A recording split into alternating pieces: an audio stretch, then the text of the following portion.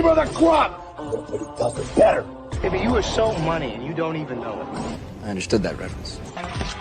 Morning, Mr. Hammond. Your mission, should you accept it, steal, destroy, shadow, disappear. assemble the team. And here we go.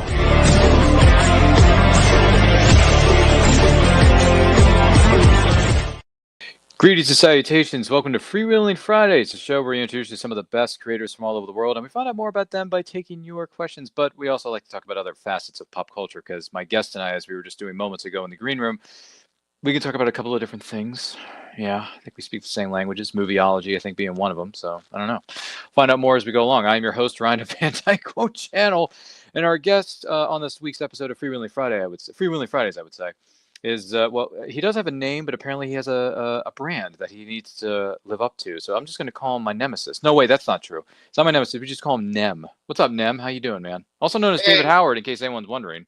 Yeah, my wife calls me David, but the funny thing is, every now and then she slips and calls me Nem. So I guess it's even slipping into that. So, but great to be here.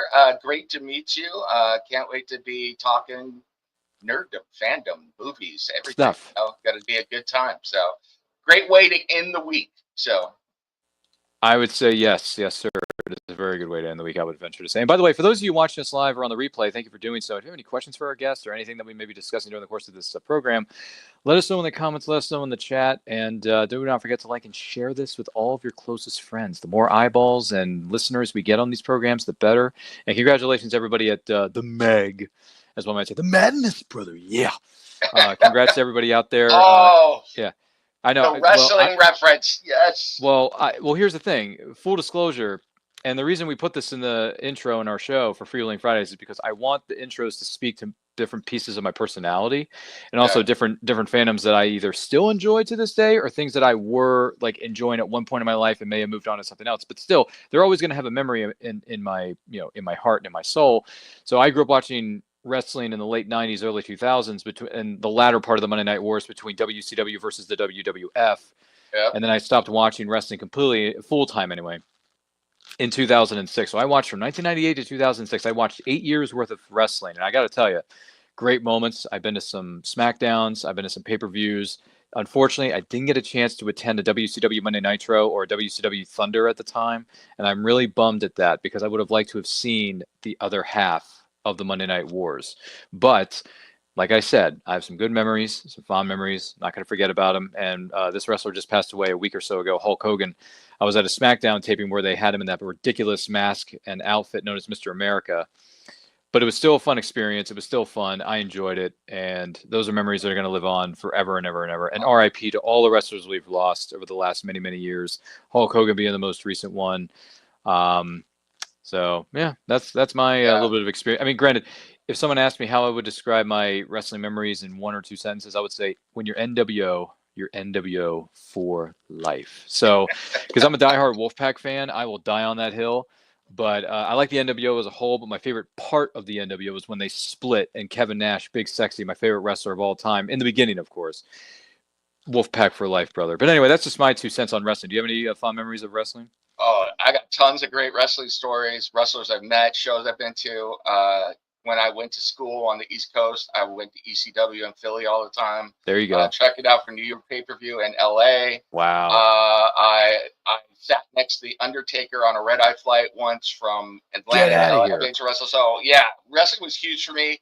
Unfortunately for me, I'm kind of like you. Right around the same time, I stopped watching wrestling full time. But I did, because my heart got broken when what happened to Owen Hart and Chris Benoit. So, oh yeah.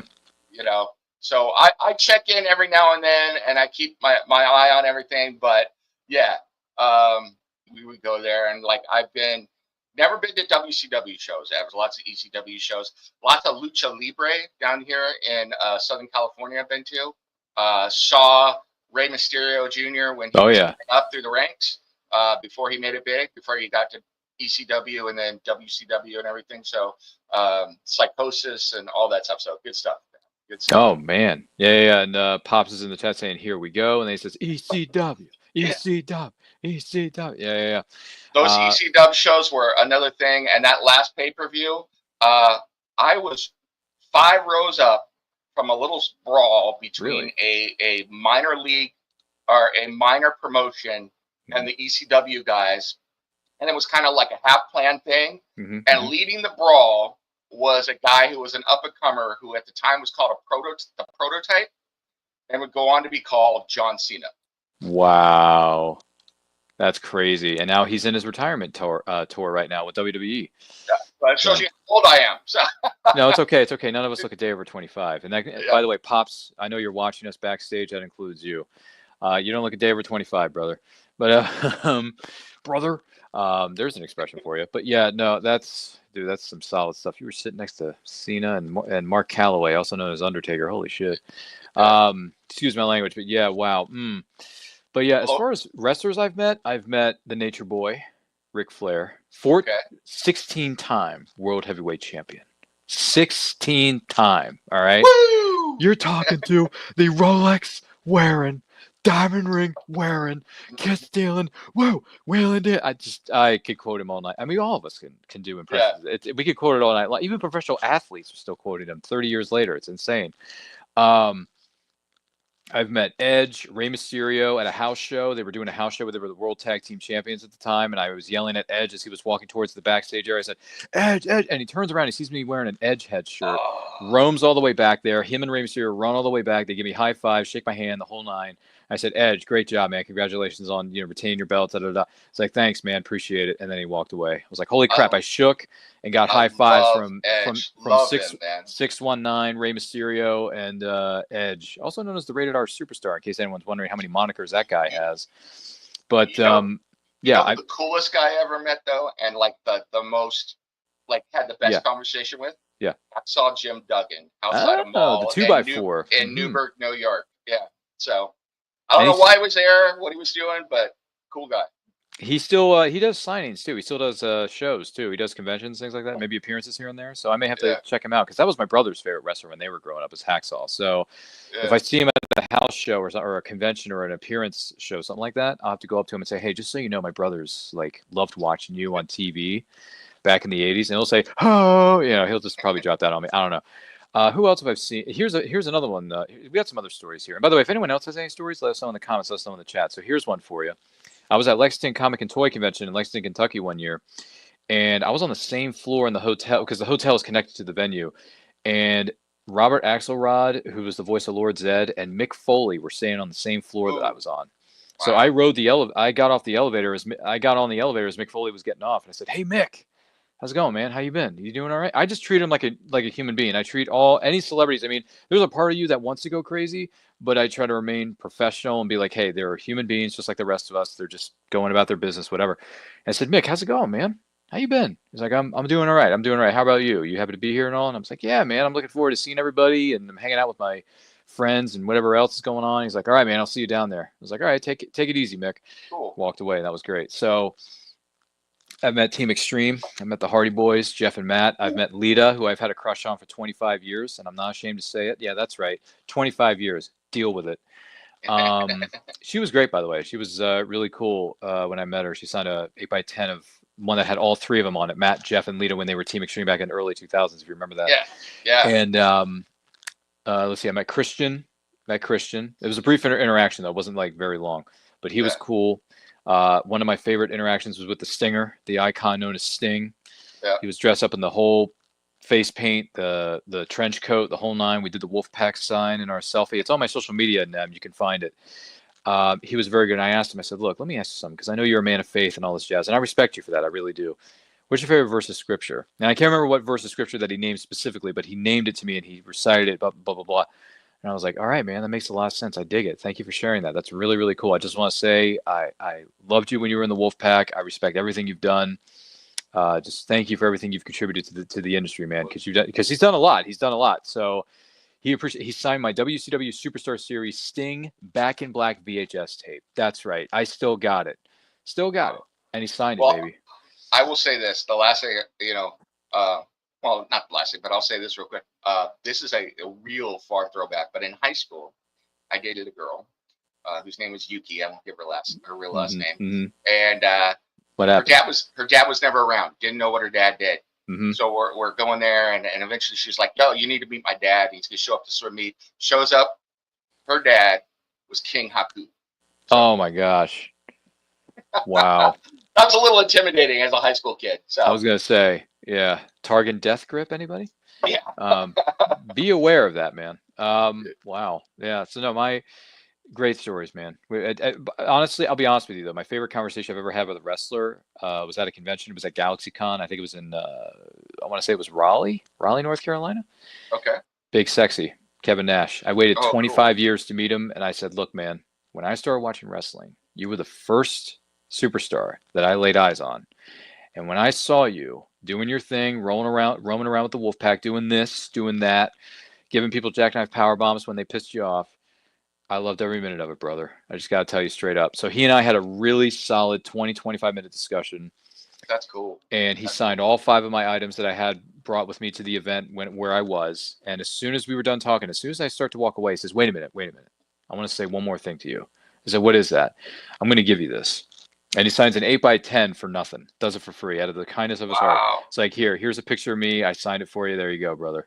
Thank you so much for your support over the years. I said, you're welcome. For life, man. For life. And that was it. So that's a moment. Those are life moments right there. You're never going to forget it. No kidding. That's great. That's an amazing story.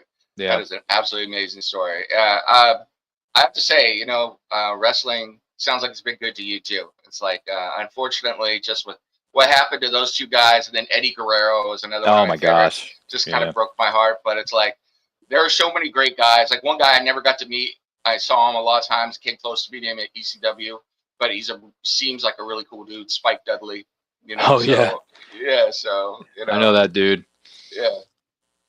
So no, the Dudleys. Yeah, and the Dudleys are going to have one more match before they retire. They're going to. Are they really? They're going to have one more match. It's going to be Devon and Bubba going up against the Hardy Boys one more time.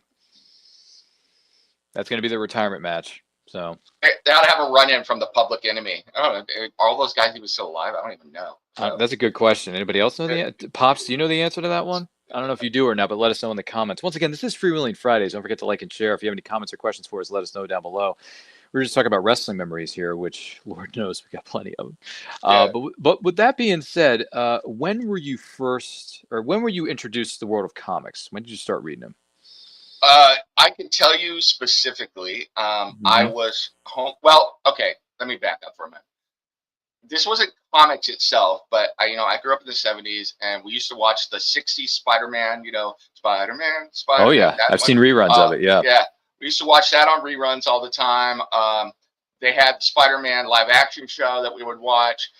We saw there was actually the ISIS Shazam or Captain Marvel hour that was on. But my favorite was Super Friends.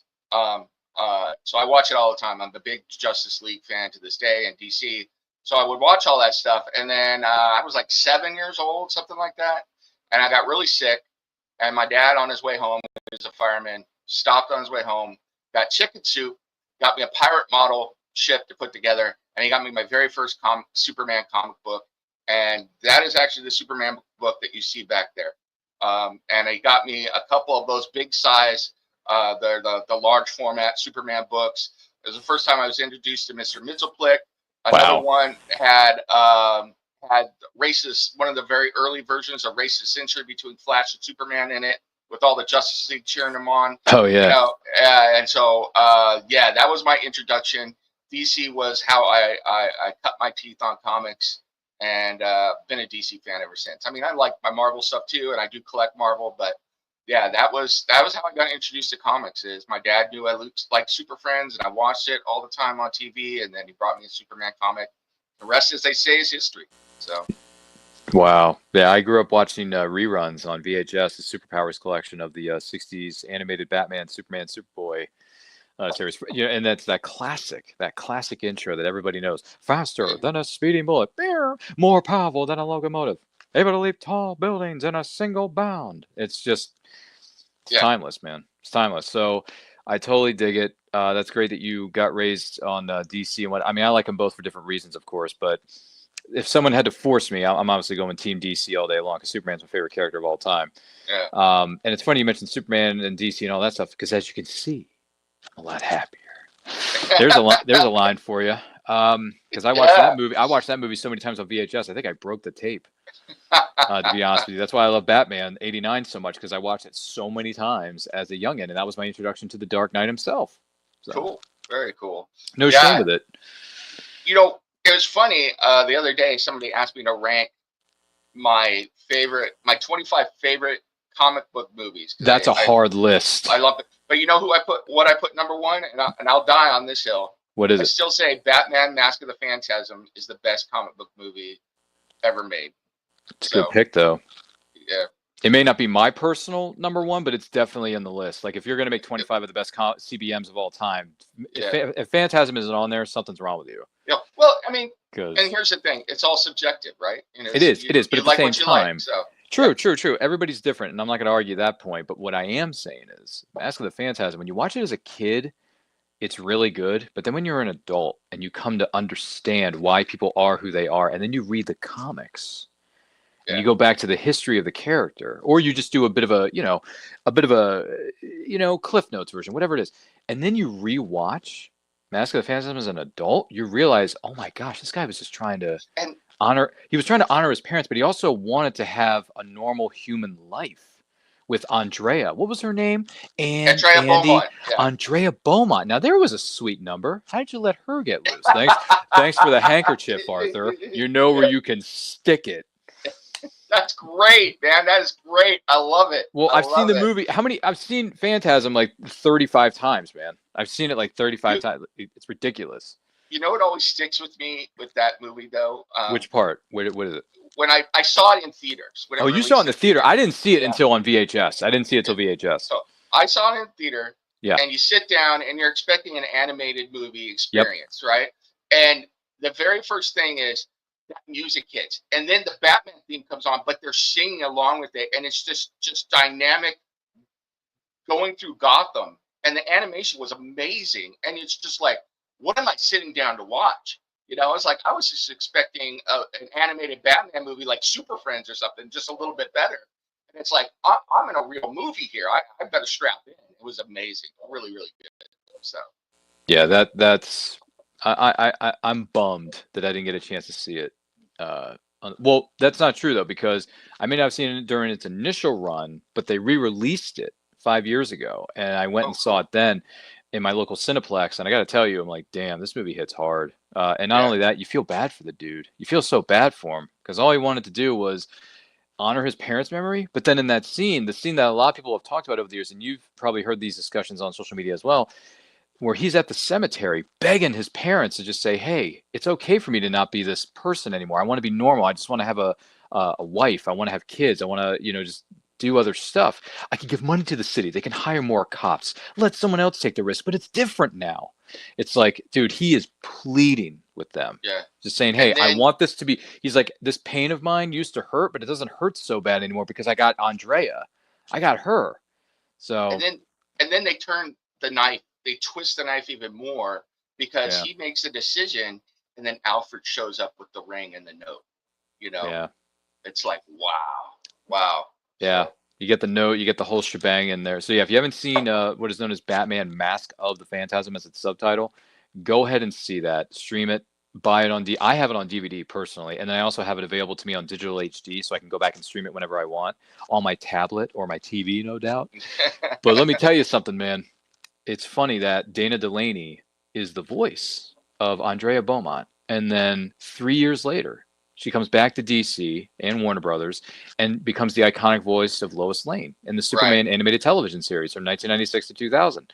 And its subsequent sequels, Justice League and Justice League Unlimited. I'm like, dude, Dana Delaney, she can play a vengeful seeking woman, and then she could play an intrepid reporter 2 minutes later.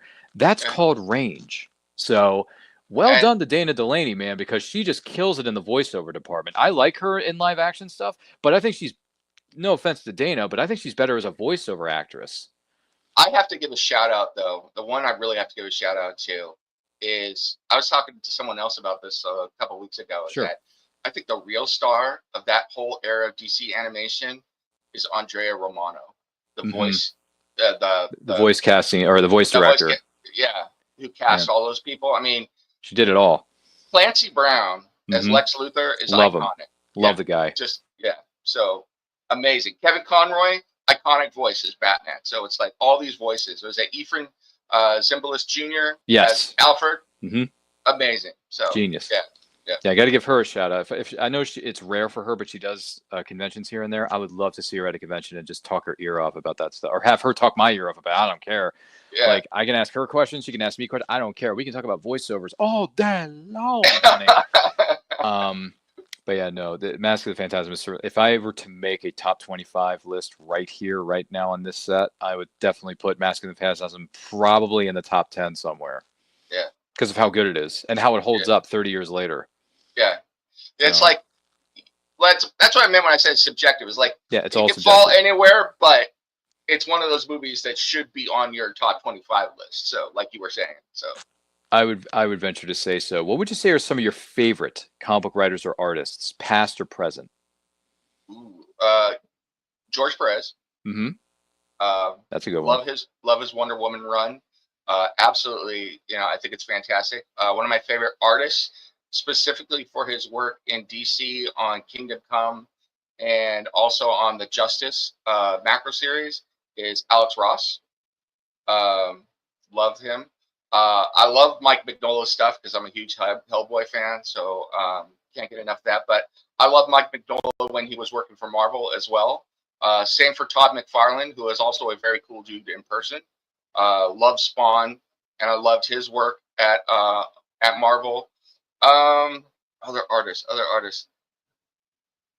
I like a lot of what Jim Lee does.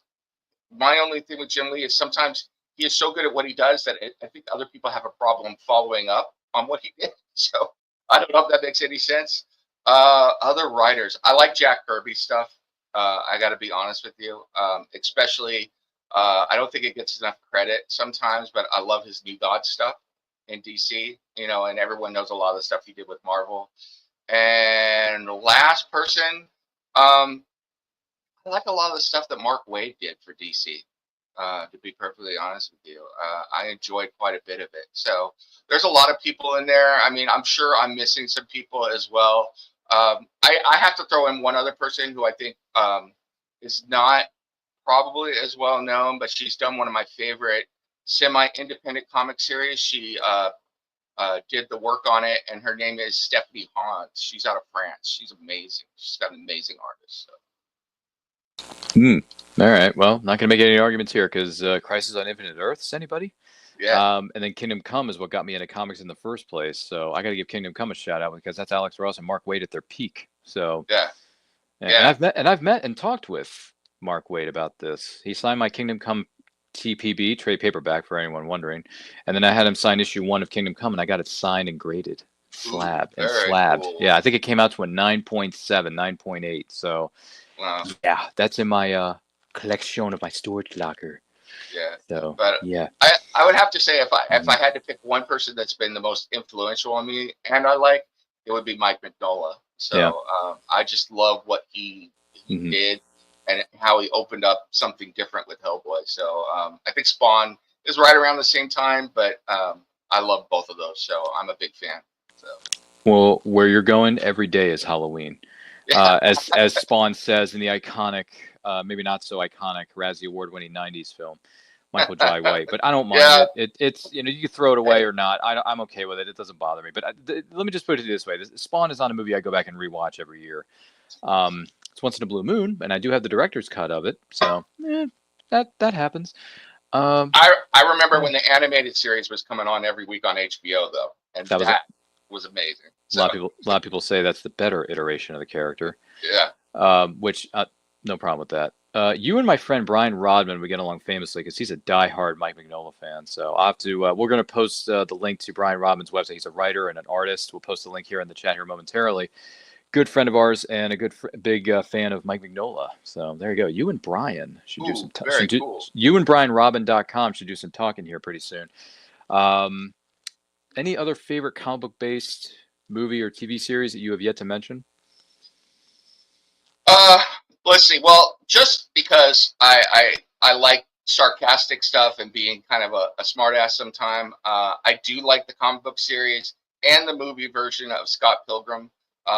And I watched the most recent iteration of it that they came out. I think they came out with like a short animated series, which was pretty good as well. So I enjoyed that. A lot of people that could take it or leave it. Another one that I have to mention is I love it when people mention movies to me and I said, do you happen to know that's a comic book movie? They're like, get out of here. Like, yeah. So like Road to Perdition is one. 300, obviously. From Hell, that started Johnny Depp, is also a comic book movie. So I love it when people are like, oh, how could it be a comic book movie? It's about Jack the Ripper. I was like, comic books are more than just one thing, you know? So I love it when that happens too. So. There you go. Good names there. And we took the liberty of posting the link to Brian Robbins' website in the comment section of this episode. So feel free to check him out. He's an indie writer and artist. He's got a book out right now called Memoirs of an Angel, The Great Pilgrim, which is a mixture between The Exorcist meets Lord of the Rings.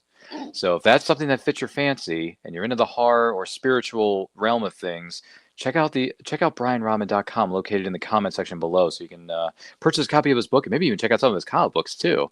Yeah. So he's a good friend of ours. He lives in the I'm trying to think, where, Brian, are you in I think he's in the great state of Tennessee, but either way, just want to give my good friend Brian Rahman a plug there, because he's everyone here in the business is a hardworking individual. We want to give indie creators a shout out when we can on this program. With that being said, what made you decide to become an indie comic creator yourself? Well, it's funny you should ask that. Somebody I know was doing stuff, and at that point, I was doing mostly writing comic book reviews and also reviewing movies and anime and stuff like that for another website. And a lot of my writing at that point, I had actually written and thrown away 14 novels. So much to my wife's consternation. And a friend of mine had been able to read some of my writing and see some of that stuff, who was out of the UK. And he's like, hey, I need someone to design, because he knew that I worked in government and I had been in the military and been around DC and everything. He's like, I need someone to design the bad guys for my world and come up with a realistic government organization and whatever. And so I sat down and I did flowcharts on and created a structure for this whole thing and created departments and wrote all this backstory. And he's like, this would actually be a really good comic book. And I had never really thought about doing that. And so I decided to start doing that. And then the rest is history from there. I decided to actually, start publishing my work, short stories and novels, and then started doing comic books and everything from there. So it's kind of was a happy accident, but a good one. So. Interesting. I can dig it. It's right place, right time for everybody. Yeah. What are some of the rewards about being an indie comic creator? What do you think? I think one of the things, the biggest thing for me, is that from what I have seen, the number of different stories and the number of different directions that people go in indie is truly unlimited.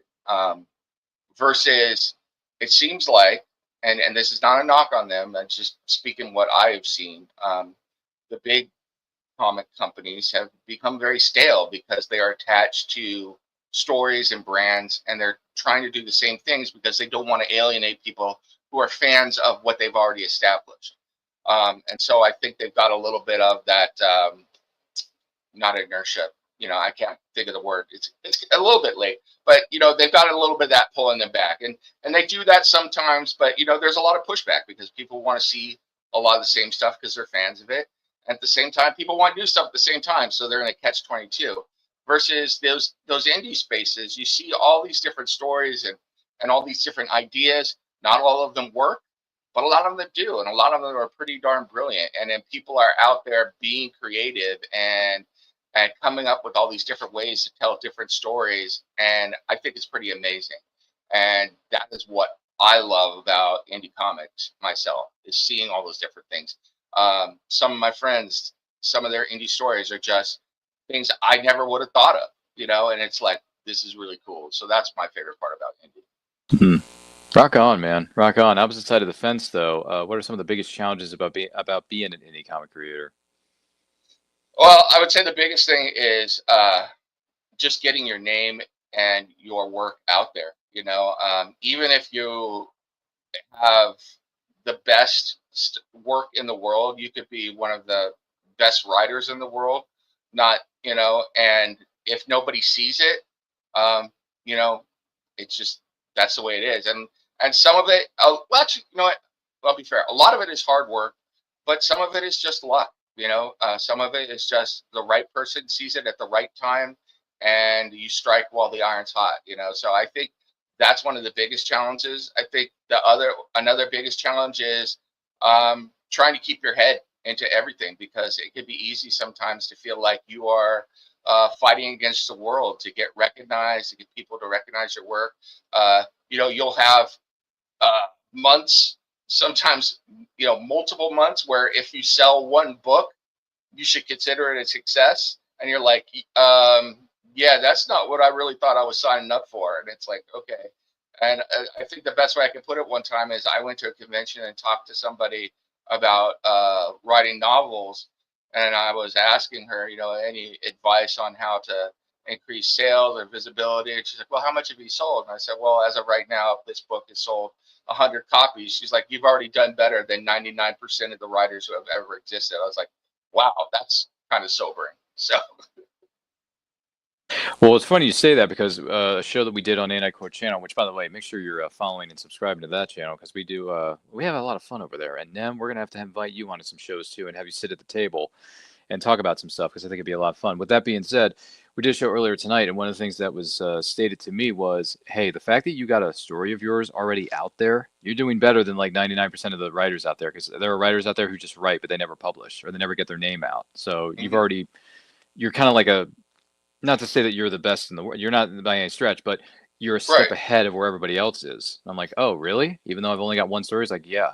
So, dude, pat yourself on the back. You're killing it. I was like, oh, okay, well, because my short story just got published 2 weeks ago, and that's my first story that's ever gotten published, period. So Congratulations. Thank you. Yeah, it's a like I said, I'm going to post a link here in the comments here momentarily. It's a Western. It's part of a Western anthology from Veritas Entertainment, which is a great group of people over there.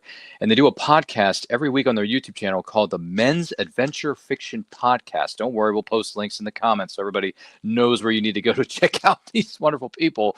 But they were looking for submissions, 3,000 words or less. And I threw my name in the hat. And sure enough, they said, hey, congratulations, you're going to make it into this anthology. I'm like, what? I mean, I've been on this earth for almost 4 decades, and I've never gotten anything published, ever. And I only started writing 5 years ago during the unfortunate situation that we were all in, known as the lockdown and the pandemic. I toyed with it during the lockdown. Then I stopped because I was still in school at that time. I was in college. And then once college was over, and I started watching all these different podcasts, I started having all these wonderful guests on this show and every other show that I do, because I do a lot of shows, fellas. I'm a very busy son of a gun. And I'm not the jet-setting, limousine riding son of a gun. But I do have a hard time holding these alligators down. Whoa. Anyway, I've interviewed so many different indie writers over the years, and then I joined a writer's Discord not too long ago. And because of that got my creative gears and wheels were turning again. Cool. So I went to my, lovely little thing called a computer, and I started doing this. Punch the keys, for God's sake. And then I started writing again. So here I am. So who'd have thunk, right? It's so weird how that works, Nem. We got a question. Oh, do we? Well, let's see. What do we got here? Twisted Rum Gaming. Where has all the rum gone? Thanks, Rum. But getting published in black and white is kind of more professionally better, don't you feel? I mean, for my money, I would say yes, because you can actually physically hold it in your hand and you can share it with other people, because this anthology I'm going to post in the links here in the comment section here in a moment is available in ebook, paperback, and hardcover. How does that grab you, folks? But yeah, I would say getting published in black and white is, I would say, professionally better. I don't know. What do you think, Nem? I would agree. As far as from a writing perspective, the first time that you hold your book or an anthology that you're in or whatever it is in your hand, it is a different animal. However, I will say the first time anybody that you don't know personally reads your stuff, and then the first time someone comes up to you and talks to you about it, that is a different animal as well, even if it's not in black or like an actual physically published book. So the first time, one of the best things I've ever seen in my entire life was the first time someone came to a Comic-Con, and someone happened to see this. I wasn't there. They sent me a picture dressed as one of my comic book characters, cosplay. I think I really wanted to tear up a little bit. So, it's one of those things. It's hard to explain. Dude, that's hashtag lack of boss. Yeah. I mean, that's lack of bow. Andy Samberg would agree with me on this. So, all right, I'm going to go cry. No, I'm just kidding. That's a Brooklyn Nine-Nine reference, but still. Cool. The link to where you can purchase Western Tales Volume 1 presented by Veritas Entertainment is, in fact, in the comment section of this video. So make sure you check that out, purchase a copy. Leave us a review, because reviews are extremely helpful on Amazon and Goodreads.com, respectively. Tell all your friends about it, honestly. Just tell your friends. If they're fans of a Western or they know someone who likes Westerns, they're going to enjoy this with 15 different stories written by 16 different writers. So, very cool. And I am one of those. I'm gonna check that out. So yeah, and I'm one of those 15. So, there you go. And the link is in the comments in case anyone's wondering. Quick plugs. As far as marketing and all that stuff goes, I'm just curious though. What advice would you give to aspiring indie comic creators out there? What do you think? Well, let's see. I don't want to discourage anybody. I'm still trying to figure it out all myself. There are some things though that I have figured out. I think the biggest one is get out there and get known. One of the things that I am doing more of now, and definitely next year I'm going to be doing a whole lot more of, is getting out to the conventions, meeting the people, networking. I don't know about you.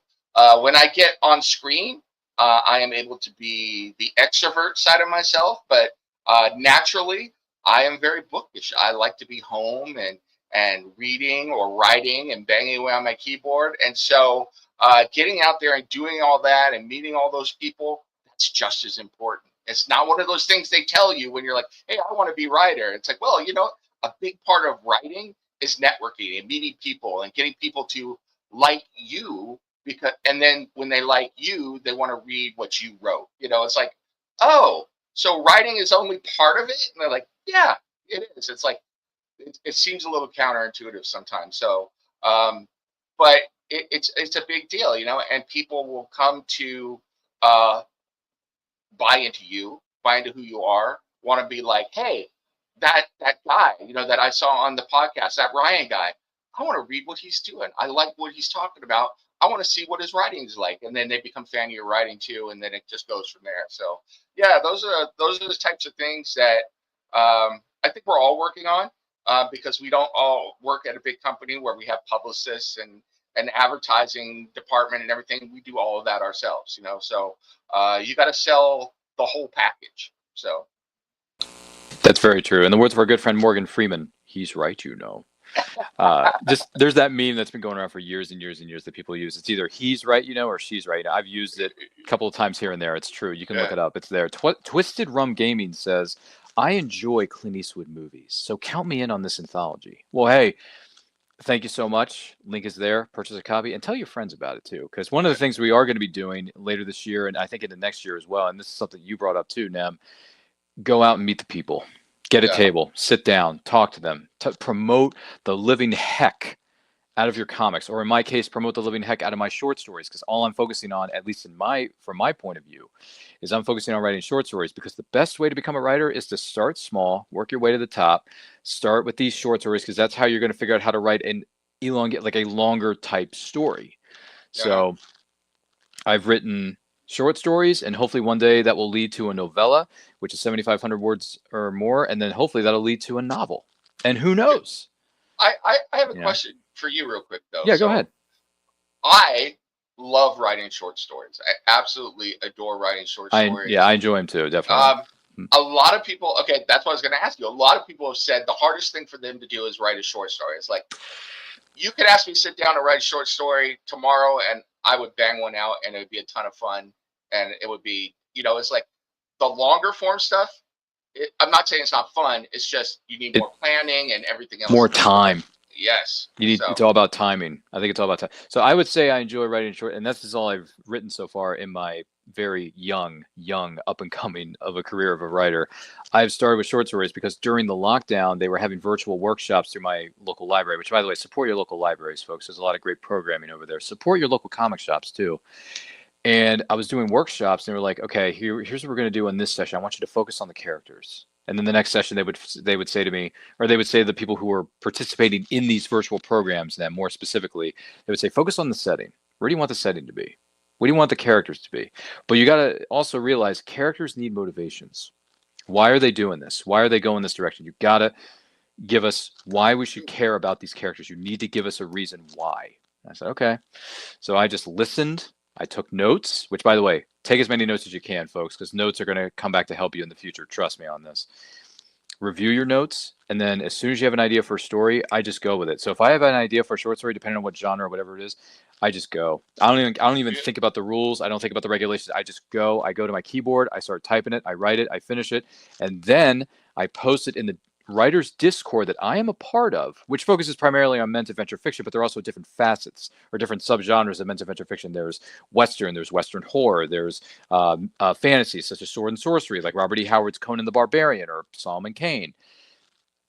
All this stuff is roped into men's adventure fiction, and I said, hey guys, I got an idea for a coming of age sword and sorcery. What do you guys think about that? They're like, dude, that's incredible. Write it. I was like, all right. I just went for it. I may see about looking at that. Like, I haven't submitted short stories in a while, but I'd like to start doing some of that again. So I may look at that. So, but well, you and I can talk more about this either on or off camera, but I can send you the link to the Discord if you're interested. And because there is a thread where it says content for review, and that's where we post our short stories and say, hey guys, I just want to get a second set of eyeballs on this. I want to get another set of opinions on this because I just finished writing it. Obviously, I know I need to go back and do, the revisions and the edits and all that kind of stuff. But here's what I have. Please let me know what you think.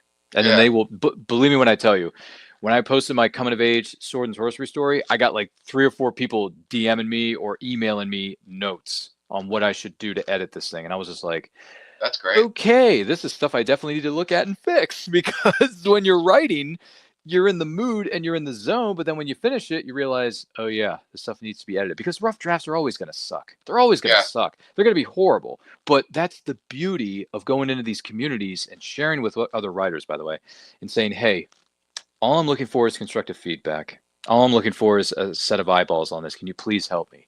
And 9 times out of 10, I guarantee you, people are going to say, especially if they're writers in the same circles that you travel in, which I'm assuming you have a number of friends that you can go to for this, they're going to say, yes, I'm going to look at this and I'm going to give you feedback and I'm going to help you. You know why? Because when you build each other up, it makes us better. It's not good to tear each other down. You need to build each other up. So if you and I want to talk more about this off camera, I'm more than happy to share with you about this. And also, because someone was asking me earlier, what was it? One of our good friends, Laughing Rogue, Chris. Chris was like, hey man, I got questions about marketing. You think you can help me out? I'm like, of course. Why wouldn't I? Because I'm learning this too. Like I'm a new up and coming writer, but I'm learning as I go. But at the same time, it's not like I'm against giving people advice. It's just that I am not the expert on it. I will also say, it's funny you were talking about sword and sorcery. One of the best books on writing that I've ever read was a book or a series of books by Orson Scott Card on writing good fight scenes, also on creating fantasy worlds and how to create characters. And the fantasy world one was the one that I love because I took it in science fiction because it also applies there. But the biggest one was about magic systems. But technology is the same, like how to develop a good magic system, how to build it up and everything. So it was really, really good. So. I was not aware of this. This is interesting stuff. Learn something new as go. Let's see here. Some people, Twisted Rum Gaming says, Nem, what's your take on the Watchmen movie or series from DC? Well, I think it really depends on what we're talking about. Are we talking about the Watchmen, the original Watchmen comic? Are we talking about the Watchmen movie from Scoutsider? Or the TV series? Yeah, or the TV series. Or even what they did with when they brought the Watchmen back in and then put them in for a while, the main DC continuity. So, the button. Yeah, the Flash, the button. I will say that I liked it better as standalone. So I really like the Watchmen comic. I enjoyed the look of the Watchmen movie. So I really enjoyed that. The movie that came out, I like a lot what was going on there. That is one of my favorite Zack Snyder movies. There's always some issues with it, but I thought it was really good. the one thing I liked about the TV series is they found a way to make the crazy comic book, tentacle thing from the sky work in live action. So I appreciated that. And I will say, if you like the Zack Snyder Watchmen, watch the extended, whatever, like the extended edition where it has all of the animated stuff in there with the Black Freighter and the whole thing. Absolutely love that. And then there is also a motion comic that DC released of the original DC of the original comic book, which is really good. So. Oh, the original source material. Okay. Yeah. And interesting. You said the animation. So yeah, I've seen that. I think that's the one that he's talking about. So that was good. Yeah, and it's interesting. I think it's pretty good. But I always, like, one of the things I wanted out of the Zack Snyder one was, instead of what they came up with, Ozymandias' plot, is they changed it from the starfish coming out of the sky, or I forget what it was now. It's been a while. But, the tentacles from the sky, that was the real threat. And that they were able to make something like that work. And I thought Jeremy Irons was good as an aging Ozymandias. I enjoyed that in the TV series they did. So I thought that was good. Oh, okay. All right. My familiarity with Watchmen is just the Zack Snyder verse movie. I've seen the movie, not the extended cut, because I saw the movie and I was depressed afterwards. I thought, wow, if this is where we're going, no, thank you. Sorry, I like things to be happy-go-lucky. I mean, I know things aren't always going to be rose-colored glasses, but dude, that movie is depressing. And by the way, the nudity. I mean, Dr. Manhattan and his southern package. I'm like, I don't want to see that. And then when they. What is it? What's her name? Silk Spectre and the owl, the night owl, whatever is it? Like when they're doing it in the ship, I'm like, what the heck is going on? Like, this movie is going way off the rails. I knew it was rated R, but I'm like, dude, this is like NC-17. It is dark, and the thing that always gets me is that some people look at a lot of these characters as heroes, and I'm like, are they really? Like, I've seen people try and argue that Rorschach is a hero. I was like, yeah, I don't think so. And then you look at the comedian who abused the original Silk Spectre when they were young hero. I'm just like, this is not how life, or not life, but this is not how relationships should work. So, not one partner should be abusing the other. That's just wrong beyond measure. But then again, it is based off a comic book property that I wasn't familiar with going in to see the movie. So I had different expectations than a lot of people did. And I walked out thinking to myself, well, this is one of the most depressing, darkest movies I've ever seen in my life. Yeah. So, I mean, I think, they saw what Frank Miller did, and they were like, hold my beer. We're going to go even darker. We're going to go real dark. And then Rorschach is like, I'm not trapped in here with you. You're trapped in here with me.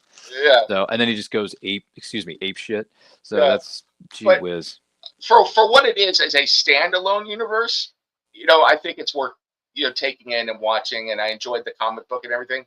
It's when you try and bring that into the DC universe, and then on top of all that, if you're really trying to make it as a functional comic book universe, the level of disparity in power between someone like Rorschach and someone like, or even Ozymandias and someone like Dr. Manhattan is laughable, So it's like not even in the same universe, let alone in the same league. So and then Silk Spectre is coming on to Dr. Manhattan. I'm just like, what the heck is going on? Like, Malin Ackerman is one of the most beautiful women on the planet, but even I was thinking to myself, what are you doing with your life, girl? But that's with all due respect, that's just me, and I'm not familiar with the comic book property that it's based off of. So if I had did my research before this, then I would have known more. But that's just me. That's just me. I think, to be fair to Alan Moore, and I think he's a very accomplished writer. I think Alan Moore loves to subvert expectations with everything he does and just try and turn things on their ear. And a lot of times it works out. And I think this was him saying to the comic book community, hey, look what I can do. So, and it is what it is. I accept it for what it is. And I think Alan Moore is a great writer. And other stuff he's done is great as well. So. I can give respect for that. Once again, this is Freewheeling Fridays. Don't forget to like and share. If you have any questions for us, let us know in those comments. Let us know in the chat. And if you're joining us live or on a replay, thank you so much for doing that. We cannot do that without you. Just to give you an idea here, some examples here, if you don't mind. This one here, how did this come about for you? Well, I was telling that story about how someone asked me to design all the bad guys, right? The government agencies and stuff. And so I came up with I don't want to like spoil stuff. I came up with a front-facing agency, a public-facing agency that would be in charge of policing the supernatural and the superpowered and all of this stuff. And I used to be in the military, so OPSEC in the military stands for Operational Security, but I decided that'd be a cool name for Operations to Security. That's the name of their department. And so that's what this is about. The artist is kind of inspired by Mike Mignola in what he did. And this is about these two agents. And they work for this organization called OPSEC, and they're investigating this mystery and this takes place in the UK. So they're going to a place called Rhineshard, and they're investigating it and doing all that. And it's funny because OPSEC is also in charge of policing and monitoring those with powers, and sometimes they utilize them in much the way like Suicide Squad does in Belle Reve or anything like that. So they stick them with two people to work with, and it is a woman named Barbara King who has the ability to bring toys to life, but she's a little cracked and a little evil. So her toys like kill people, and her companion is a possessed doll, so named Maisie.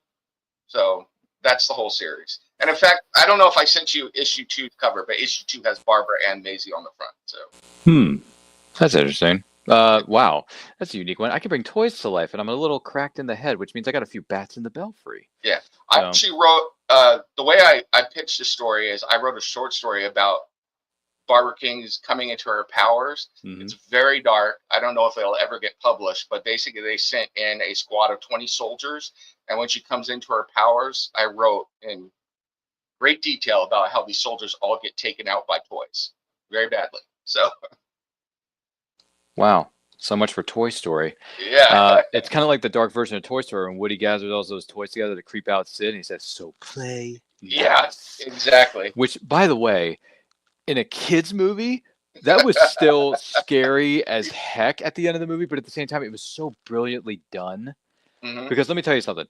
That was done during a sunny day when that was shot. When they filmed that, that was a sunny scene where Sid woke up because the rain had passed over and the clouds were clearing up. So when he was lighting Buzz on fire with all the the missile and everything, I'm like, dude, if they did this at night and they pulled this on Sid, it would be 10 times scarier. But also, I don't think you would get as many audience members as you would if they shot it during the day.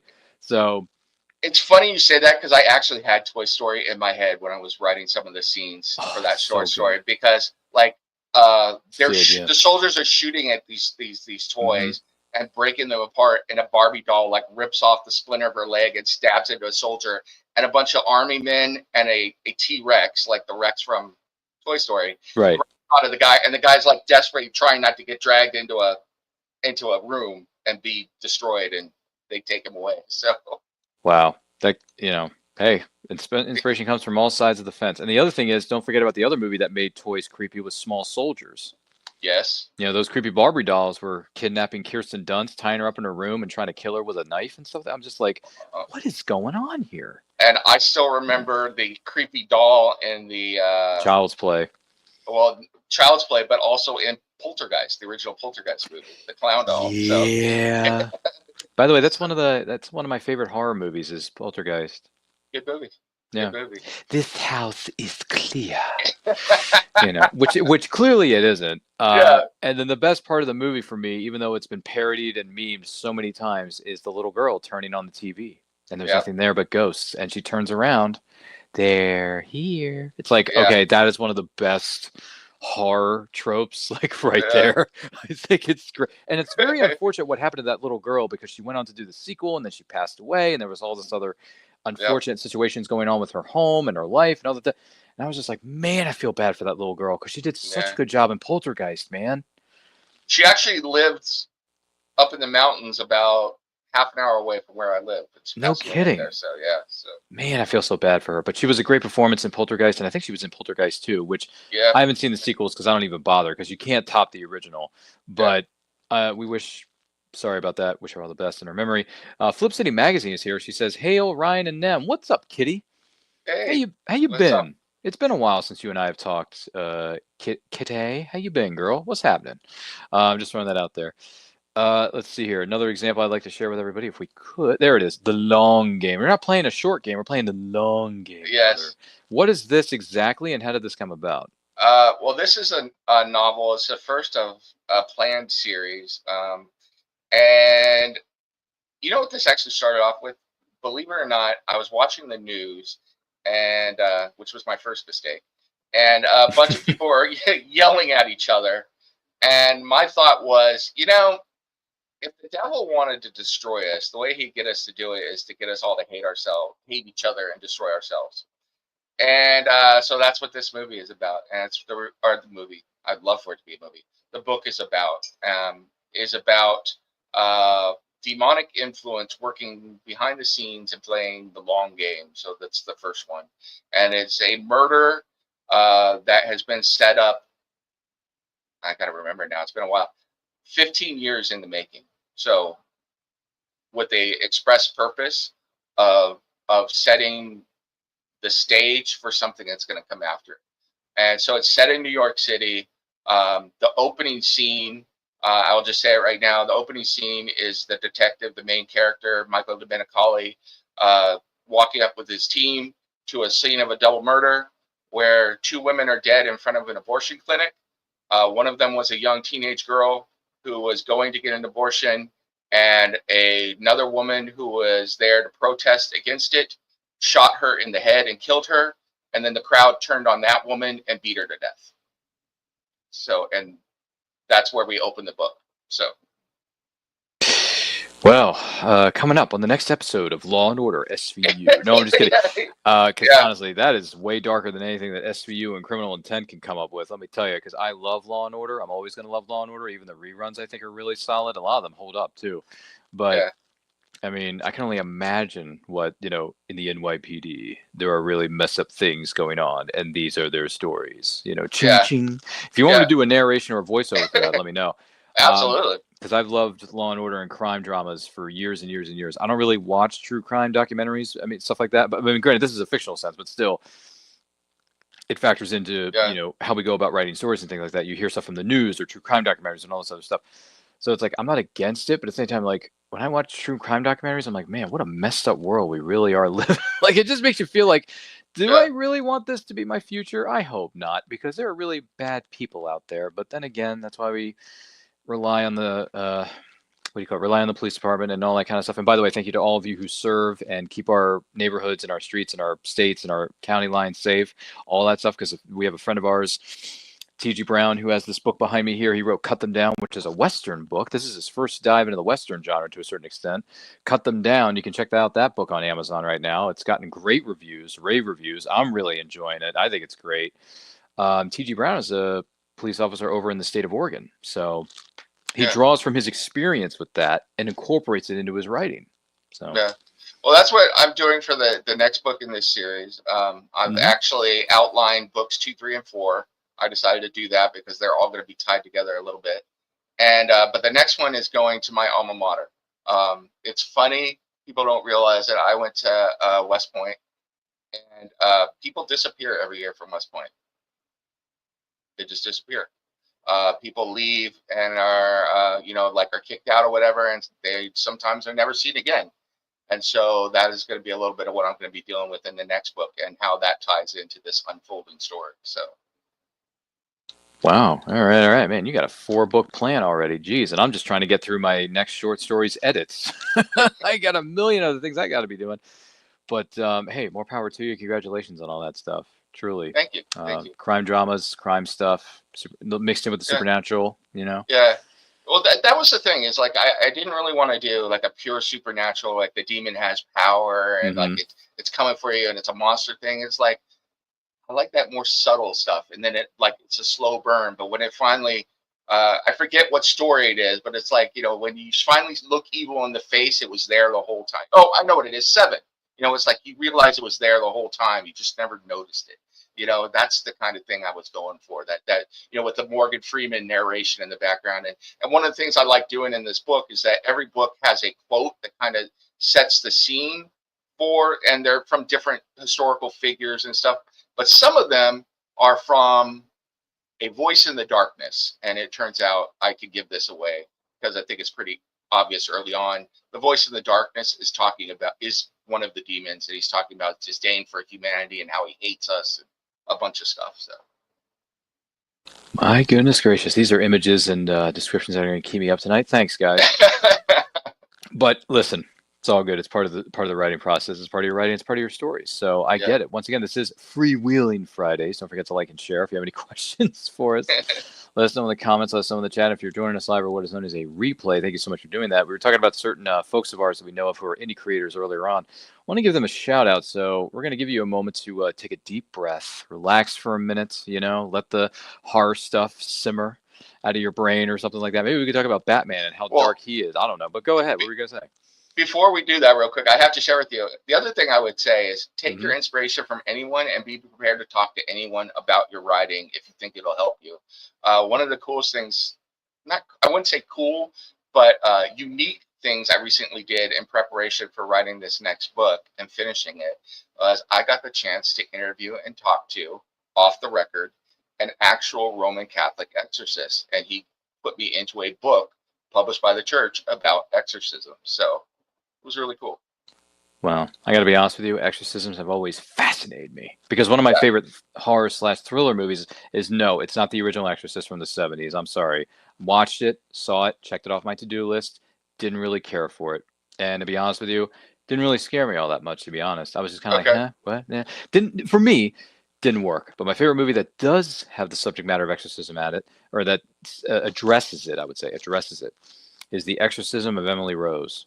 Good movie. From 2004, 2005, I think it was. It was early. It was mid 2000s. Jennifer Carpenter was Emily Rose before she was on Dexter. Very, very good stuff. Underrated actress, in my opinion. I will also say Exorcist 2, avoid like the plague. Yeah. Exorcist 3 though, with George C. Scott and Brad Dourif. Is that his name? Yeah, Brad Dourif. Yeah. Is it it? I've got a soft spot in my heart for The Exorcist for reasons that would take a long time to explain. But Exorcist 3 is legitimately horrifying. So okay. really horrifying. So I don't know if you want to watch it. So probably not, but because like I said, horror isn't my favorite genre of the bunch. I respect it. There are exceptions to every rule. I mean, I watched The Exorcism of Emily Rose, but then again, that's more tame compared to other ones. Yeah. But still, it's a good PG-13 horror thriller. So if you ever get a chance to see The Exorcism of Emily Rose, which is based on a true story, by the way. Yeah. Check it out on DVD, via, DVD, streaming services. I'm sure a streaming service around here has it. I don't know. I have to look it up, but I do have it on DVD, so I can always go back and watch it whenever. Although, but, The Exorcist, William Peter Blatty wrote that story about true story as well. That's right. Yeah. Are you sure this is going to work? It worked in The Exorcist 1 and 3. And that's a quote from Bill and Ted's Bogus Journey, ladies and gentlemen. There's a movie that doesn't go out of style, but we do want to say hello to our good friends at. What were you going to say? I was going to say, or there's this quote. It's like, the power of Christ compels you. Does it, Jay? Really? Does it compel you? Do you know that movie? I think I do. Which one is it? The Jay and Silent Bob Strike Back movie? No, or Dogma? Is it Dogma? This is the end when they're trying to. Oh, sorry, I haven't seen that. I haven't seen it. I know of it. I know what it is. I just specifically have not seen it. The only scene that I've seen from that movie is the Emma Watson cameo.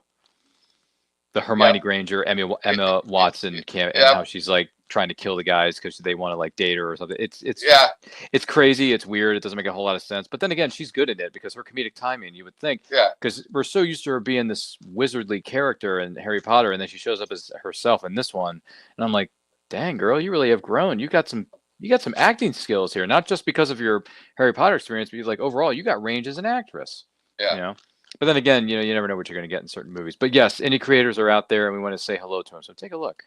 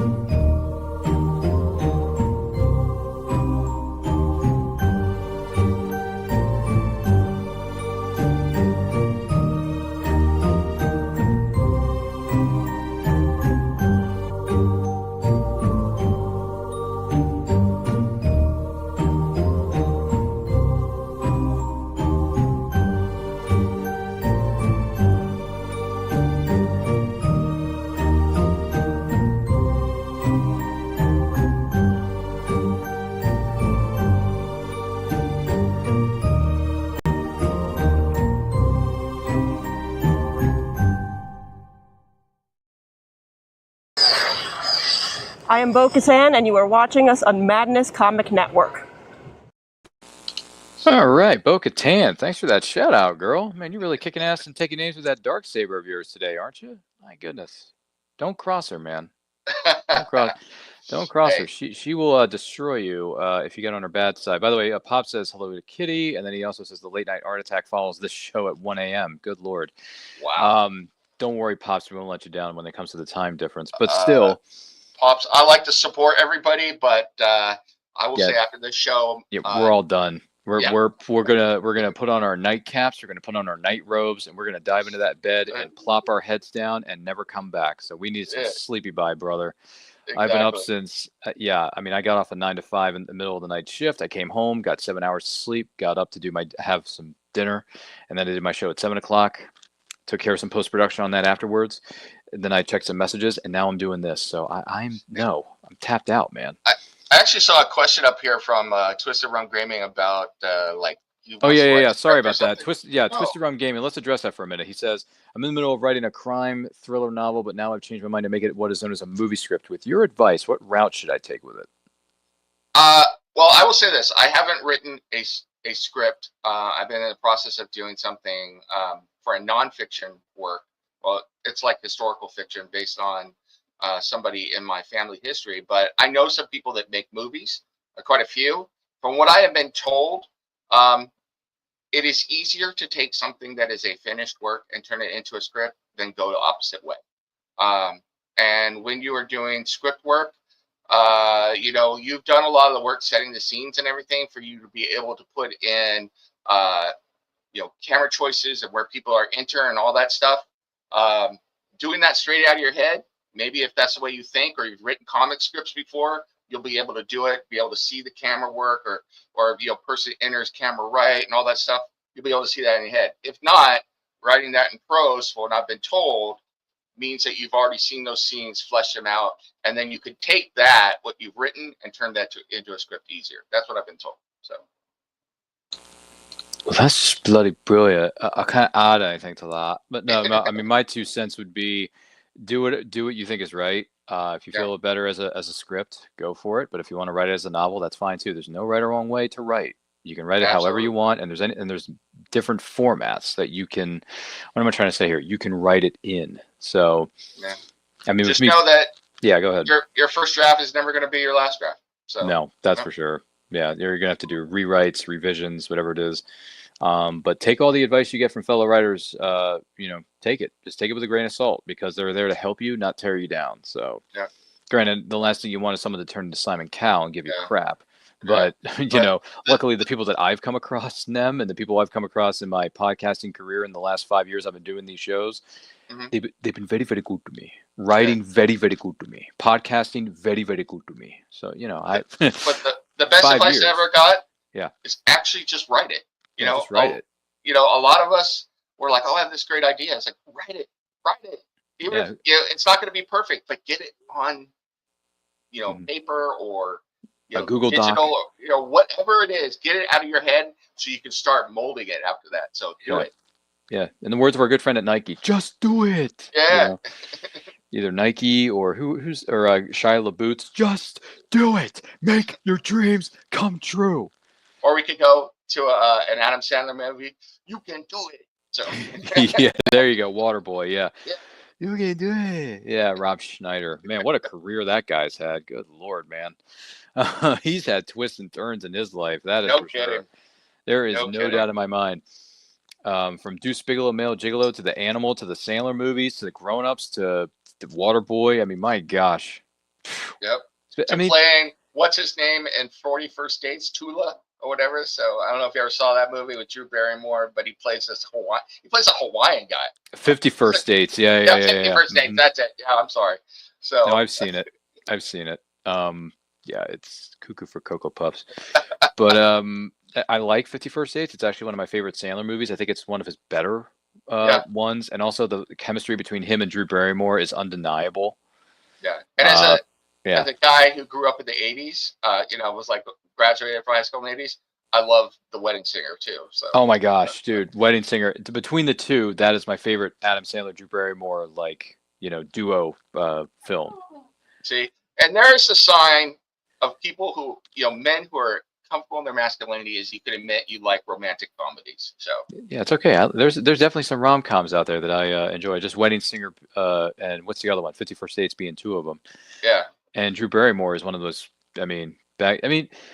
She's cute now. She's still kind of beautiful today, but dude, when she was in the late 90s, early 2000s, that was like prime Barrymore for me, especially when you see her as a redhead, as a ginger in Charlie's Angels in 2000. Oh my God. She was also in, was it Never Been Kissed? Yep, that was it. I actually just saw that for the first time a couple months ago. I saw Never Been Kissed. I thought it was nice. It was charming. I don't think it's one of her best performances, but it was good.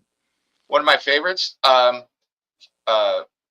Hugh Grant, and he's in one called Music and Lyrics where Hugh Grant is washed up. Yeah, I love that. Yeah, and she's helping him get his groove back. Yeah. I saw it, dude. I saw that in the theater. Did you really? I did. That's cool. My wife and I ran into that. Back when you could still rent movies. Oh, jeez. And we watched it, and it's become one of my go-tos. So it's a good one. What I was gonna say earlier was, that's good. There's some good rom-coms out there, man. I mean, there's definitely some ones that I don't know. This is more of a comedy than a romance comedy, but it still counts as a rom-com because he's trying to get the girl, but he's having trouble like getting her. But Bedazzled with Brendan Fraser and Elizabeth Hurley and yes. I know what you're talking about. Yeah, I forget the actress's name who plays his love interest, Allison, the girl he's trying to go after, but Elizabeth Hurley is the devil, and he's trying to mess things up for him. Which she does very well at. I mean, first time I ever saw Elizabeth Hurley was Austin Powers, so And it's funny because she did stuff before that. She was in a movie or two before that, maybe even a couple before that, and I'm like, really? She did stuff with that? That's interesting. But I remember the first time I saw Austin Powers, I was 90. It came out in 97. Yeah, I was working as a defense contractor, and I was in where was this? Fort Riley, Kansas. Mm-hmm. And I was bored, had nothing to do, so I decided to just go see a movie, and I picked one at random and went and saw Austin Powers. So, did you enjoy it? I did. I think Elizabeth Hurley was quite beautiful in that. Yeah. Not in the 90s, Austin.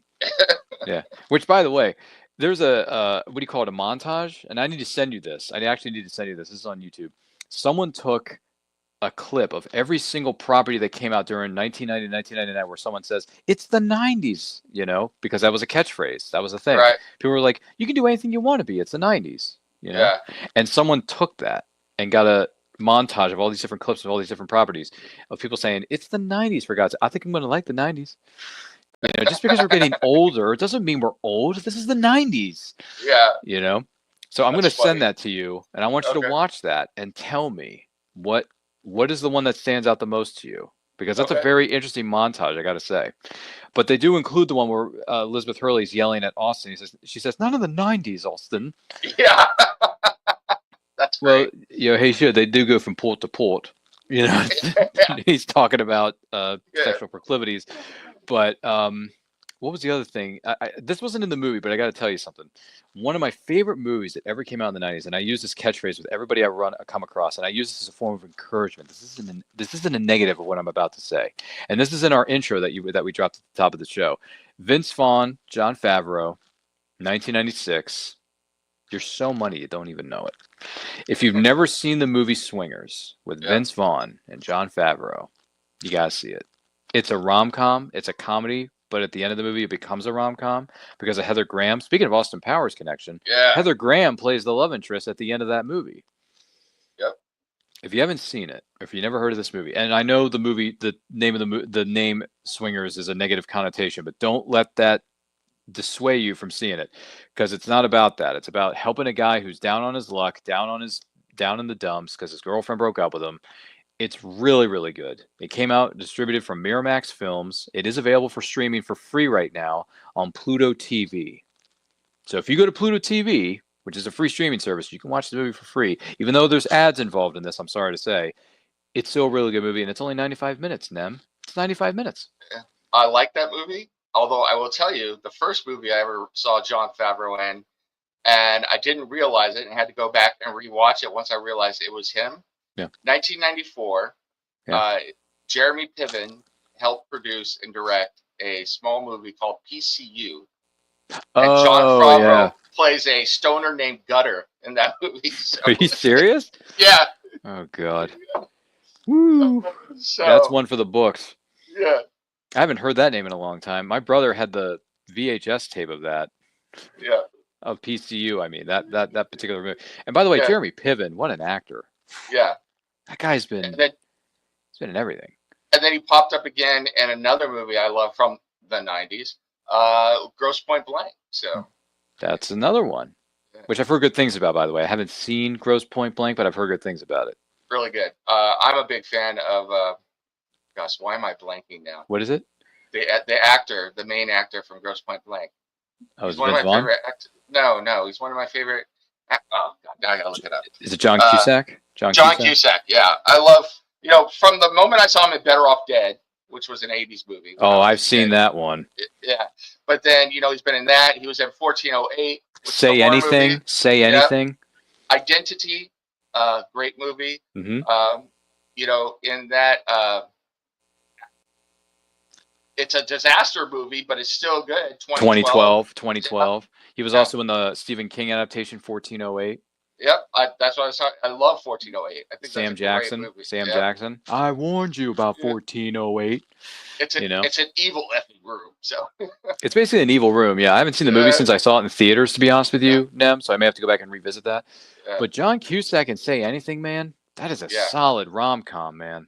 Yeah, that holds up too. 30 years later with the boombox scene and Peter Gabriel, Peter Gabriel. I mean. Dude, you can't get. And by the way, Iona Sky, who played his love interest, oh my lord! Yeah. I'm like, where do they find these actresses? And then another movie, kind of a rom-com from the same era, High Fidelity. Yeah, and then that's an oddball one. Yeah. He was in part of the Brat Pack in the original 16 Candles. Back in the day. So yeah. Speaking of Better Off Dead, my favorite scene of that is him and Curtis Armstrong when they're teaching him how to ski, and he says, "Go that way, really fast, and if something gets in your way, turn." Yeah. And I'm like, well, duh. That was my favorite part of the movie, I have to say. I'm sorry that's such a low bar, but it's one of my favorite quotes from that. Also Curtis Armstrong, but it's like, "Look, Lane, I've been at this high school for 7 years. I'm no dummy." So. Which is the same. Which, by the way, this is the same character, nor is it the same context. But if you remember the movie Dazed and Confused, McConaughey's talking about the high school girls, man. And which, by the way, that you can never get away with that today. But in that movie, I'm not saying this is right or wrong. I'm not saying this is right. No one should say this, nor should they do it either. But Matthew McConaughey's like, that's what I love about these high school girls, man. I get older, they stay the same age. That's a great McConaughey impression, though. That is awesome. Well, hey, man, you need a ride? No, I got my own car. All right. By the way, we're having a beer bust at the Moon Tower at midnight. I'll see you there tonight, man. Yeah, dude, I could talk. Listen, look at me. I could do a McConaughey impression for you all night, man. That's fantastic. Well, Dazed Confused is one of the best coming-of-age movies you've ever seen. Have you seen it? You've seen it, right? Yes. Come on. It's Austin, Texas. The middle of it's right as school is ending. They're celebrating America's 200th birthday. Okay. And they decorate a statue of one of our founding fathers, and they make him up to be one of the members of the band Kiss. So it's like in the 70s, man. It's just... The funny thing about that, though, is you talking about that. One of the things I want to do eventually before I die is write a tell-all, memoir type story of my time at West Point. Oh boy! And there's a lot of things. There's a lot of sad stories in that. There's a lot of just informative stories, and then there's a lot of funny stories.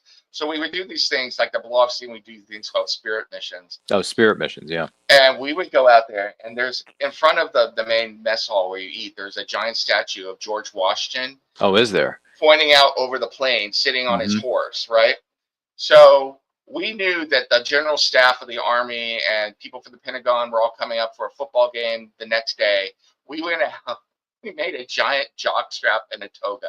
We put a jock strap on the horse and a toga on George Washington. Almost got caught by the MPs. Got away. And they all showed up the next day, and there it all is out there for everybody. And the press was all there. It was chef's kiss. So it was great. Wow. Okay, now we really got to read this memoir. And I'm so. And by the way, I wouldn't say negative, but just a different side of West Point that people disappear and never come back. That is unfortunate. And I did not know that about West Point. So Yeah, I mean, it just is what it is. Yeah, I'm not gonna say it is what it is, but every year there's a couple of those. There's a couple of suicides. It just it happens, unfortunately. So I am sorry to hear about that. But are there any positive experiences that have happened to you when you've gone to conventions as a vendor or as an attendee that stand out to you? Yeah, I mean, a lot of the people I've met, not only famous people, but just people that I've met along the way who I've ended up becoming friends with in the indie community, especially here in Southern California. A lot of the people that I've met that have led to opportunities. One of my, I was able to interview him. He's the writer for the Elvira comic for Dynamite Comics. His name is David Avalon. And I met him and I got to know him. And he's really cool. And I came to find out that every time they write an issue of Elvira, he submits the script to Cassandra Peterson, who plays Elvira. And she goes through everything and reads it and, gives him notes and jokes and stuff like that, which is a cool little tidbit. And so then Cassandra had a biography, which is the one you write yourself, an autobiography coming out about her life.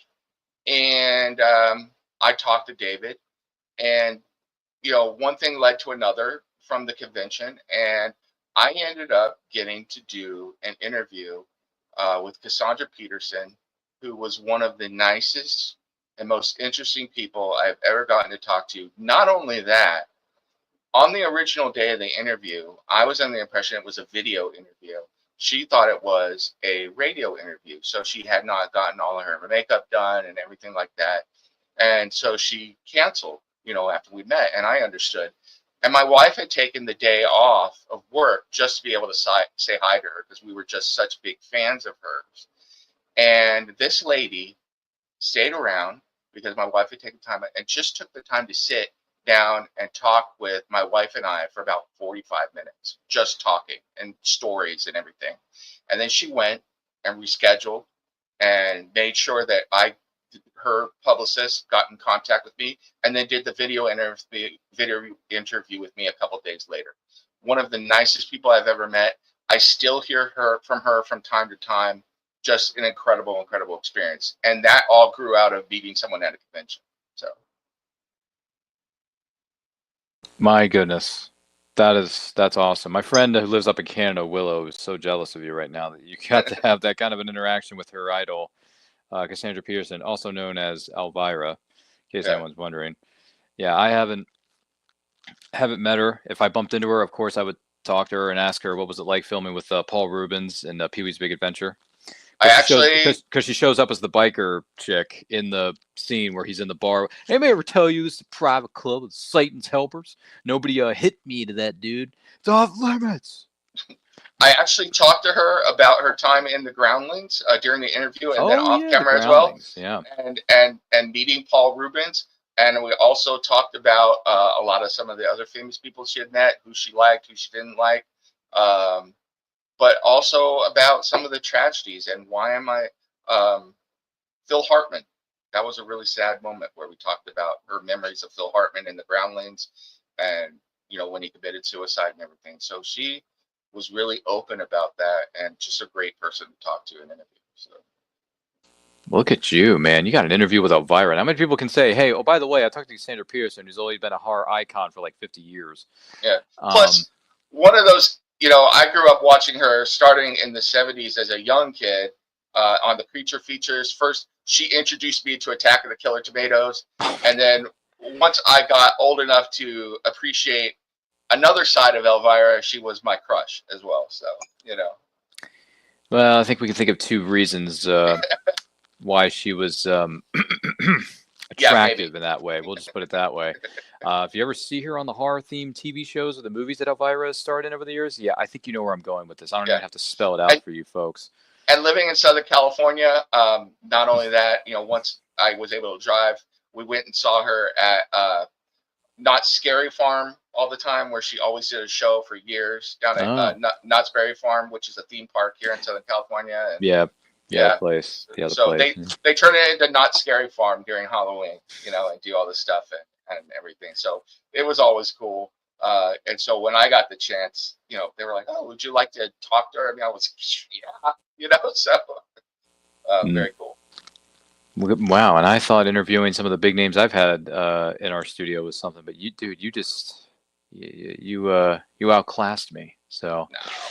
well done. No, I mean, no. Listen, this isn't a competition here, but yeah, we've had some great people on our shows over the years on Anti-Quote Channel and Anti-Quote Studios. I mean, we've had Guy Gilchrist, who's Jim Henson's good friend and cartoonist, talk to us about working with Jim and all that jazz. We've had William Sadler, who played Death in the Bill and Ted movies. He was the Grim Reaper.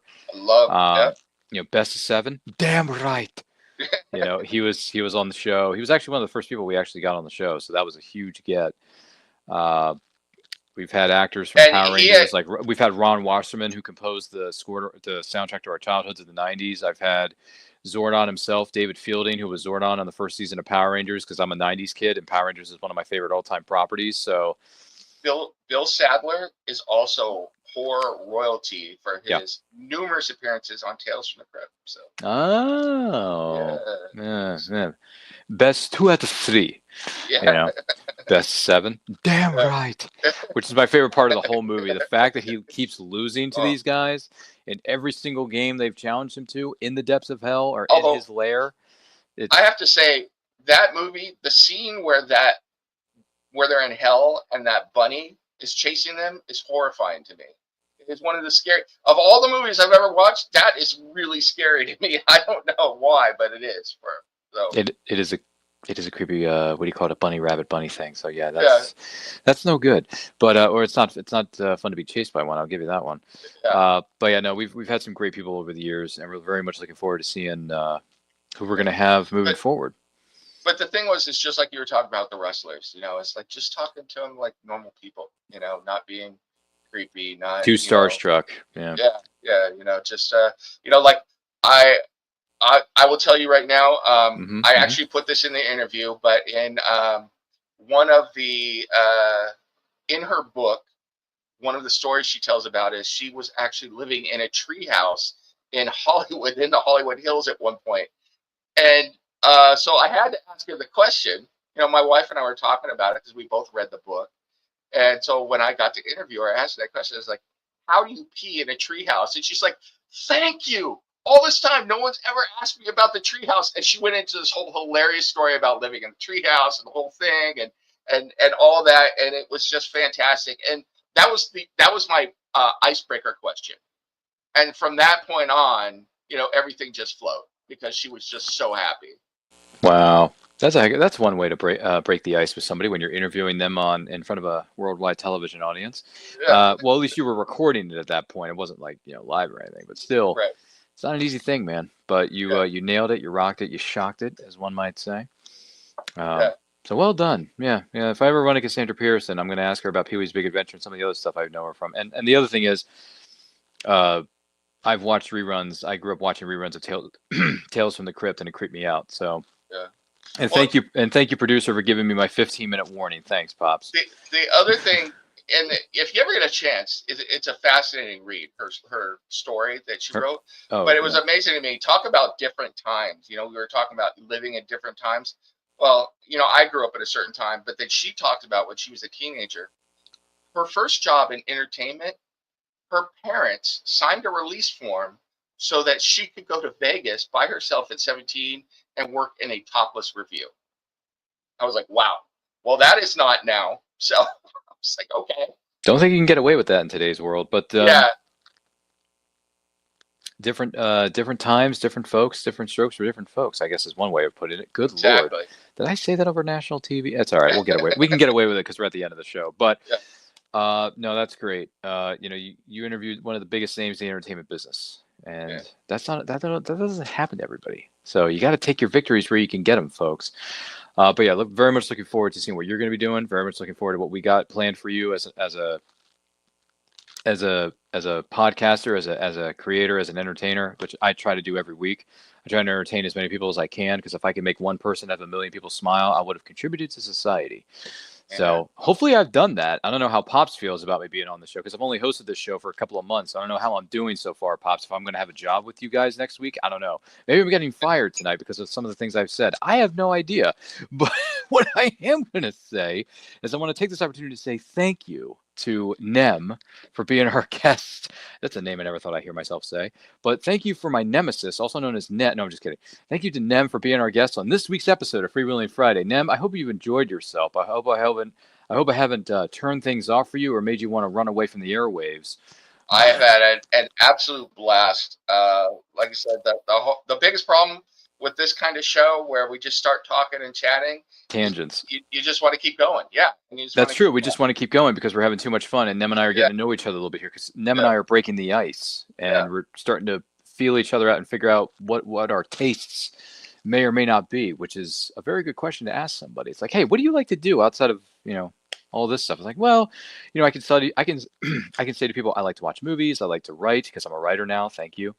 A published one at that. I really like to watch movies and read books, because movies have been a favorite of mine since I was 3, and I have no regrets on that, by the way. And I think it's fun to read, because when you're a kid and you have to do it for school, it sucks because it's required. But when you do it on your own and you're doing it as an activity, as a leisurely thing, right, Nem?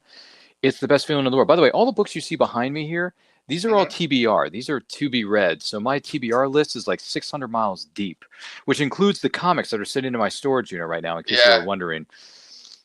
But you know what?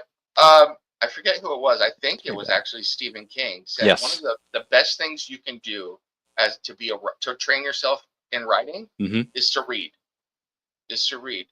And I think it's absolutely true. Absolutely 100% true. Because as you read, whether you know it or not, you're learning how to write. And you will see, like, for instance, this is one of my favorite books. See how much I've read this? This is Shogun by James Clavell. Look at the cover. Goodness Lord. Worn out. So might want to think about getting a new copy. Yeah, well, I went and looked to see, because the recent TV series came out. The amount of money they want for a new paperback version of Shogun is ridiculous. So, I'm sorry. I know someone named Lori Calcaterra, and I may send her my copy of Shogun to rebind at some point. So. Yes, do it. Yeah, Lori Calcaterra, she's a good friend of ours. Yeah. Good friend of the show, good friend of the network, and good friend of A Night Quote channel, too, because she and I did a show specifically talking about our love of Westerns, which you should go back and watch it. I'll send you the link here momentarily. But it's called A Western Celebration, where Lori and I just break down all our favorite Western TV series, favorite movies, things like that, and even favorite Western comic books. So, yeah, and she does. I'll give her a little plug. She's got a campaign going right now. She does Path of the Pale Rider, which is one of those indie stories I was telling you about, where you're like, that's a great idea, and I never thought of it. So. Yeah, he's right. Yeah, Lori Calcaterra's got Path of the Pale Rider going on right now. Which, don't get me wrong, Pops, you know what to do. And yes, and by the way, Pops says that was my plan. I figured you two would get along. Well, I think we're getting along pretty well so far. So Nem and I are gonna keep talking. We're going to keep chatting off camera, off set, in the DMs. We're going to talk about some ideas we want to throw back to each other. And Nem, you said you want some questions about, or get some advice from me about certain things and how to go about certain stuff. Let me know, man. I'm happy to answer any questions you have, and I'm going to do my best to answer them. I may not be the smartest guy in the room, but I'll do my best to answer as many as I can. And we're now Facebook friends, so that's it's Facebook official, Pops, in case you were wondering. Yeah, so look at that. I know, it's Facebook official now, fellas. Well, this has been a great episode of what is known as Freewheeling Fridays. I hope you've enjoyed yourself. For those of you who are watching or listening to this, Nem, if someone wants to know more about you and the incredible things you're doing over there, where can they follow you? It is really easy. Just at Nemesis FC2. That's X, Instagram, TikTok, Facebook, YouTube, all those places. That's all my social media is the same handle. Otherwise known as Nem. And then if you're looking for what I've got out currently most of my stuff is over at ASAPImagination. So ASAPImagination.com, and search for D.W. Howard Collection. So that's the name, my real name. But that will be changing. I have made a decision actually today. So my comics are going to be going under Nem from now on. And then I'm going to be doing something new with my novels as far as publishing rights. So I'll be announcing that in the future, and that's where I'm at the moment. So. Well, congratulations to you, kind sir, and I do appreciate you being here. I'm going to talk to you here again momentarily. So, in the words of our good friend Arnold, stick around. Do it. Do it. Come on, kill me. I'm here. Anyway, that's a line from Predator. I don't know if you're familiar with that movie, but it's only been around for like 40 years. Almost 40 years. You believe that? It's going to be 40 years in 2027. Whew. What is going on? Where's the time gone, Pops? I don't get it. I don't think Nem gets it either. I'm stymied. I'm stunned. But I want to take this opportunity to say thank you for having me on here. Thank you for enjoying this episode of Freewheeling Fridays. My name is Ryan of AndiQuote Channel. Follow me across all forms of social media simply at AndiQuote Channel. Where am I pointing to? There it is. AndiQuote Channel. That's where you can check out my YouTube channel. I talk about movies, TV series, books, comic books. I have interviews with some of the best indie creators in the world. And yes, Lori Calcaterra and Carissa Grant, Pops Van Zant, a few others being among them. So yeah, and then we're going to get you on there too. At some point, we're going to have you sit in on a couple of shows because we want to talk about these comic book. What do they call it? Comic book movies. That's it. Yeah, we're going to talk about that and a whole bunch of other stuff. Isn't that right, Nem? Yeah, I think I got it right. So that's going to be fun. But thank you for being a part of this. We will be back Fridays, 11 o'clock Eastern time. For those of you on the West Coast, guess what? You live in the past. You get 3 extra hours. Us on the East Coast, we don't because we live in the future. Way to go, Nem. You get 3 extra hours of sleep than I do. But thank you for being a part of this. Don't forget to like, comment, share, subscribe, ring the bell to be notified when the videos go up or they go live, and the links to where you can follow myself and some of the other projects that we have, other indie creators that have going on, including the Western anthology that I'm a part of, is located in the comments of this video. Treat yourself. Buy yourself a copy. I think you're going to like the way you look after reading that Western Tales Volume 1 from Veritas Entertainment. I guarantee it. Thanks for being a part of this, and in case I don't see you, good afternoon, good evening, and most certainly, good night.